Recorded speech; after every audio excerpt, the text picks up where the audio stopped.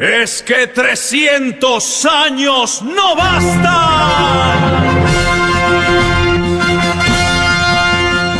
Antes de sumergirnos en la penumbra de 1813 y 1814, quiero que nos detengamos un momento en lo que van a ver. En el mundo de Yvette Boy Producciones, el rigor y la verdad documental son innegociables.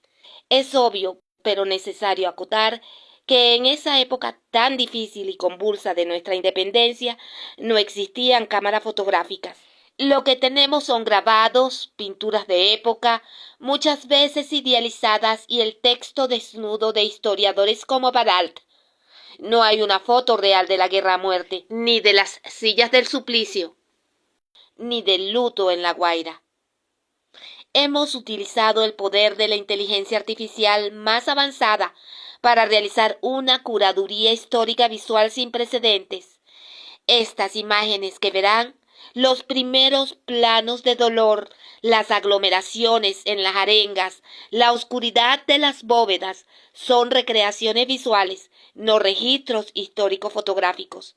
Han sido diseñadas meticulosamente, detalle por detalle, basándonos en la vestimenta, la arquitectura, el clima social y las descripciones textuales de la época.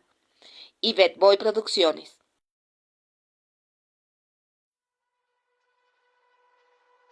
Lo que hoy los libros de historia celebran como la genialidad oratoria de un estadista, en 1814 fue una borrasca de sangre que desangró a Caracas. Tras la entrada victoriosa de Bolívar en agosto de 1813, la ciudad no encontró la paz, sino el rigor de la guerra a muerte. La atmósfera se volvió frenética. Hombres conocidos por su moderación se vieron arrastrados por un odio desatado. No solo se perseguía al español o al isleño, el decreto alcanzó a todo americano cuya opinión política no encajara en el sistema. Caracas quedó herida, sin sus viejos, sin sus jóvenes y sin sus niños, muchos obligados a empuñar armas que no sabían usar solo para morir en combate. Bajo el brazo ejecutor del coronel Arismendi, quien en solo 3 meses se convirtió en el hombre más temible de la ciudad, se instauró un sistema macabro en las plazas Mayor, San Pablo y Trinidad. 19 banquetas, mañana y tarde, de forma sistemática, se disponían 19 asientos en la plaza pública. Si la lista de prisioneros no bastaba para llenar los 19 lugares, se buscaba en las casas aledañas a cualquier sospechoso para que el ritual no quedara incompleto. En un nivel de crueldad insospechado por motivos de economía, para no gastar pólvora, muchos fueron asesinados a punta de machete y puñal. Mientras en la esquina de Gradillas resonaban cantos homicidas y arengas al asesinato, las fortunas confiscadas se diluían en el caos y nadie osaba comprar bienes que chorreaban sangre. Caracas fue agotada, sus leyes violadas y su gente proscrita. Es una historia que duele, pero que debemos contar para entender que la libertad tuvo un precio, que no siempre se mide en glorias, sino en banquetas vacías que alguien fue obligado a llenar.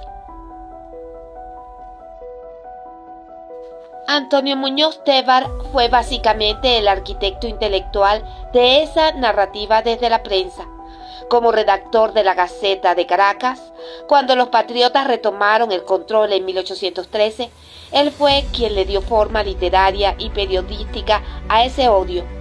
Muñoz Tevar era un joven mantuano brillante, pero radical, que entendió que para ganar la guerra había que apasionar al pueblo a través de la palabra.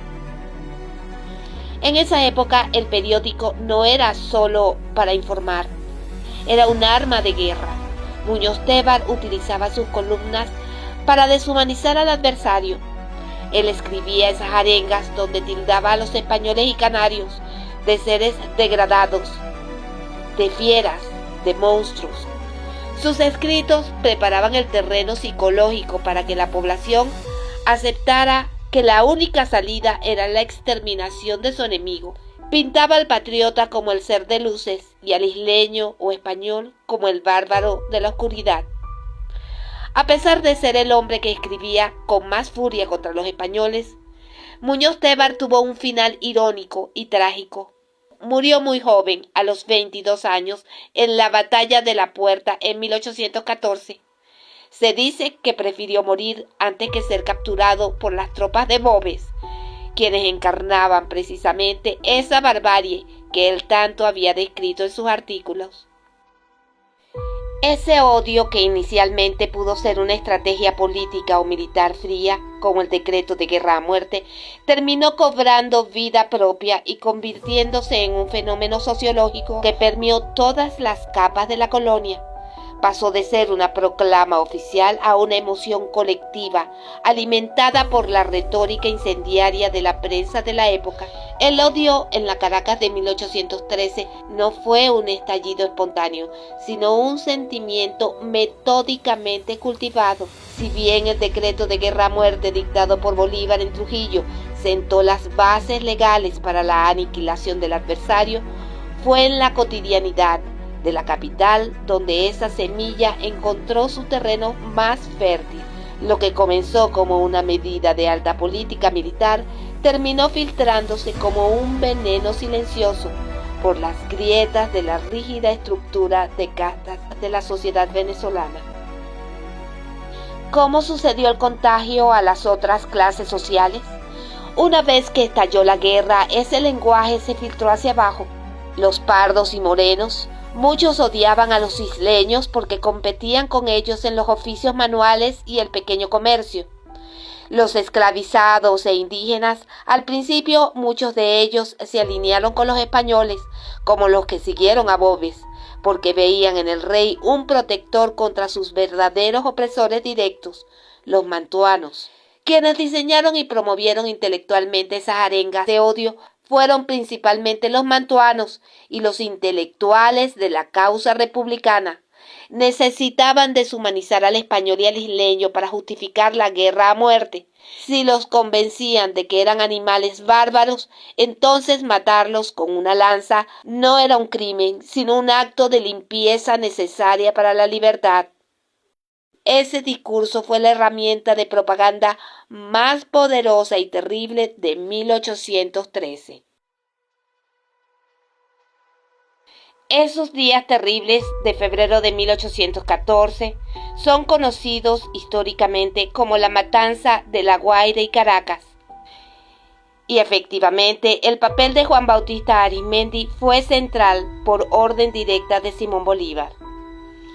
Todo se precipitó en una semana de terror sistemático entre el 12 y el 16 de febrero, mientras el destino de la República se jugaba en los campos de batalla.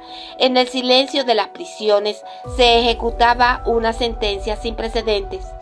No fue un arrebato de furia, sino un proceso calculado que se cobró la vida de unos 836 españoles y canarios. La tragedia se repartió entre la montaña y el mar. En Caracas, cerca de 300 hombres fueron sacados de sus celdas para encontrar su final, pero fue en La Guaira donde el horror alcanzó su punto más alto, con más de 500 ejecuciones. Allí, bajo la mirada de Arizmendi, la falta de pólvora dictó una crueldad mayor. Para ahorrar municiones destinadas al frente, se impuso el uso de armas blancas y piedras. Aquellos días de febrero cerraron el ciclo que Muñoz Tevar había iniciado con su pluma. El odio, que comenzó como un discurso político de supervivencia, se selló finalmente con la sangre de quienes, hacinados en los calabozos, pagaron el precio de una guerra que ya no admitía clemencia ni neutralidad. En las calles de aquella Caracas convulsionada, el odio no solo se escribía en la prensa o se ejecutaba en las cárceles, también se cantaba. Yvette Boy Producciones. Bárbaros isleños, brutos animales,